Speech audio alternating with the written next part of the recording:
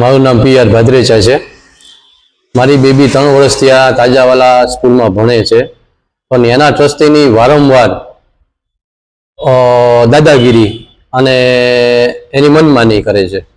છોકરાને ઘડીકના બીજા ગેટે રાખે છે, ઘડીક આ ગેટે રાખે છે। વાલીઓ એટલા હેરાન થાય છે, વારંવાર મેં રજૂઆત કરેલી છે, પણ એ કે થઈ જશે એવું કહે છે, પણ એ કહે છે ને એ જ થવું જોઈએ એવું એ બતાવે છે। અંતે છેલ્લે લોખંડની જારીઓ નાખી તો છોકરાઓને અહીંયા માથામાં લાગી જાય। મેં કીધું મારા છોકરાને બીજા કોઈના છોકરાને આમાં લાગશે ને કોઈને, તો મેં કીધું આમાં બહુ મોટી હાનિ થાય। એટલે મેં કીધું સ્ટાફને, મેં આ જવાબદારી કોની છે? તો એ ટ્રસ્ટી મારી પાસે આવી સીધો અને મને કહે ટૂંકારે બોલી, મને કે હાથ નીચો રાખ એમ કહીને ફૂલ ગુસ્સામાં આવીને આમ કરીને મેં સીધો એને આમ કાટલો પકડ્યો। પછી મને એને ખેંચી અંદર એના સ્ટાફ સહિત એના સ્ટાફે મને પકડ્યો, મને નખું માર્યા ચારે બાજુ, અને એટલી હદે એને બે અધિકારીએ માનસિક ન થઈ ગયો એ રીતે મારી ઉપર હુમલો કર્યો। જેને ટ્રસ્ટીએ, ઋષિ નામ છે KB તાજાવાલાના।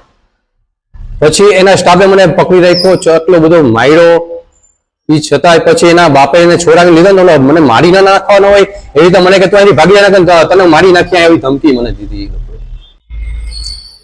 જો મારી યારે આવું વર્તન થાય છે તો બીજા વાલીઓ કેટલા ચૂપ હશે મને નથી ખબર, પણ આમાં બાળકનું ભવિષ્ય શું?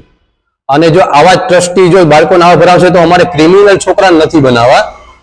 એટલે જો હું તો સરકારને માંગણી કરું કે આવી સ્કૂલને લાયસન્સ રદ કરવું જોઈએ। અગાઉ આના કિસ્સા છે ઘણા એવા કે જે આવા ડખા કરીને આવા ઝઘડા થયા છે, નાના અગાઉ આવા લફડા છે ઘણા બધા।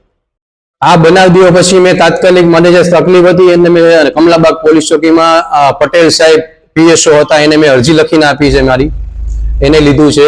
એ પછી મને અહીંયા બીજા દિવસે અહીંયા વાડી પ્લોટમાં નિવેદન દેવા બોલાવ્યા છે મારું સાહેબે, એટલે અહીંયા મેં આપી દીધું છે।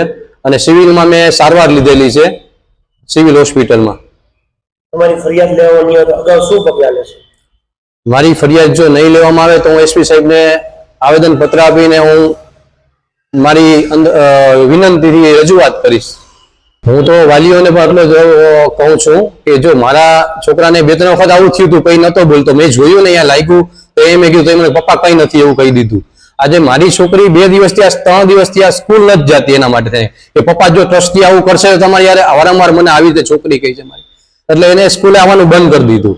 હવે હું તો બધા વાલીઓને એવું કહેવા માંગુ છું કે આવું જરાક ધ્યાનમાં લ્યો, અને આ જો તમારા બાળકને પૂછો કે આવી કોઈ તકલીફ નથી ને